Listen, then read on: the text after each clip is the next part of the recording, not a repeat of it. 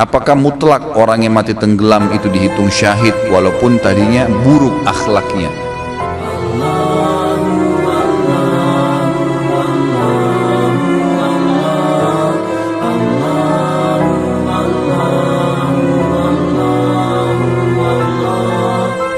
Mengenai mati syahid, disebutkan beberapa diantaranya adalah mati terbakar, tenggelam, terbentur, sakit di perut dan lain-lain. Apakah orang yang buruk akhlaknya ternyata akhir hidupnya berakhir tenggelam misalnya, apakah mutlak syahid? Karena saya pernah baca artikel juga tidak dianjurkan berdoa untuk berharap mati dalam keadaan seperti itu, karena ditakutkan belum bertaubat karena sifatnya itu sekejap atau dadakan dan proses kematiannya sangat menyakitkan. Ini sangat variatif pertanyaannya kalau menurut saya. Satu-satu saya akan jawab. Di sini pertanyaan pertama yang saya tangkap adalah, apakah mutlak orang yang mati tenggelam itu dihitung syahid walaupun tadinya buruk akhlaknya? Manusia tidak ada yang sempurna. Sekarang saya pernah kasih contoh begini, ikhwan. Ada orang pulang dari bar, muslim, mabuk, tabrakan, mati.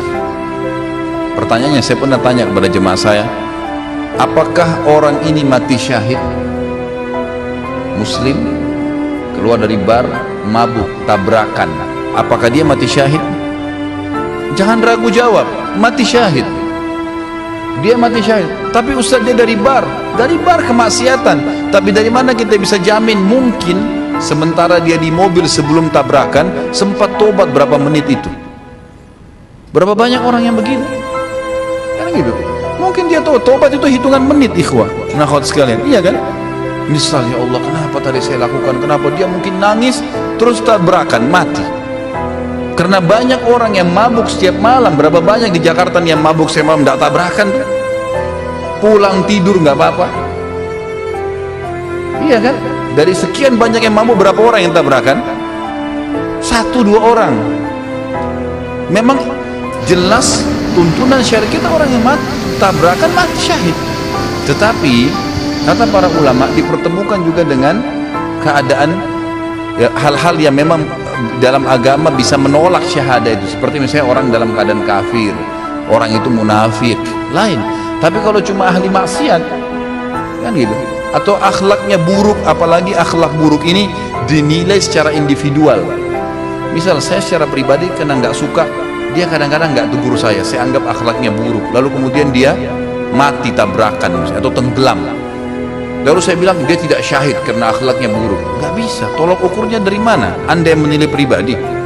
Mungkin saja itu dia tidak tegur, mungkin dia lihat ada maslahat. Mungkin saya pernah, waktu kemarin baru bimbing umroh ini, saya balik, ada satu jemaah saya berpapasan dengan saya, subhanallah. Saya kalau tidak salam dia nggak tahu. Assalamualaikum Pak. Baru dia balik, Ustaz, baru dia balik, berpapasan di Masjid Nabawi. Subhanallah, saya terus bertanya, kenapa ya Bapak ini nanti saya tegur baru dia tegur? Ada apa sebenarnya? Dia duduk dengan saya pada saat lagi makan di restoran di hotel di Madinah. Kemudian saya sempat ngobrol-ngobrol tentang masalah operasi lasik. Saya kan pernah pakai kacamata dulu, kemudian saya operasi di Malaysia, alhamdulillah berhasil gitu kan. Kemudian saya bicara, dia pakai kacamata orangnya. Setelah bicara masalah lasik, dia bilang akhirnya, Ustaz, saya ini kalau dari jarak dekat, apalagi kalau jauh nggak ngelihat orang. Coba bayangkan ya, jadi dia bukan tidak mau tegur, kita nggak boleh langsung suudzon dengan orang. Ternyata dia nggak lihat, dan saya memang tetap cuma bertanya, kenapa orang ini ya? Tapi tetap saya ramah, saya nggak ada masalah. Sampai Allah akhirnya berikan gambaran kepada saya, ternyata memang dia tidak lihat. Dia bilang, itu waktu Ustaz tegur saya di masjid. Kalau Ustaz nggak tegur, saya nggak dengar suaranya, saya nggak lihat. Padahal kalau kita lihat seperti orangnya normal gitu kan. Jadi subhanallah, dari mana tolok ukur buruk atau tidaknya orang ini? Kalau cuma dari kita pribadi dan hanya karena ada masalah individual itu tidak bisa jadi patokan gitu kan. Kita lihat global perilaku orang itu, global perilaku orang itu.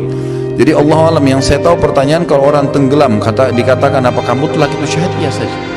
Pertanyaan yang saya paham dari pertanyaan ini yang kedua adalah, kalau seandainya di sini ada artikel yang mengatakan tidak boleh orang berdoa agar mati dalam keadaan seperti itu. Memang betul. Jangan bilang ya Allah matikan saya tenggelam, matikan saya terbakar. Memang begitu. Tapi kita dianjurkan mengatakan ya Allah matikan saya syahid. Itu betul. Kata Nabi SAW dalam hadis sahih, man talaba syahadata bisidq ballagahu Allahu manazil asy-syuhada wa in mata ala firashi.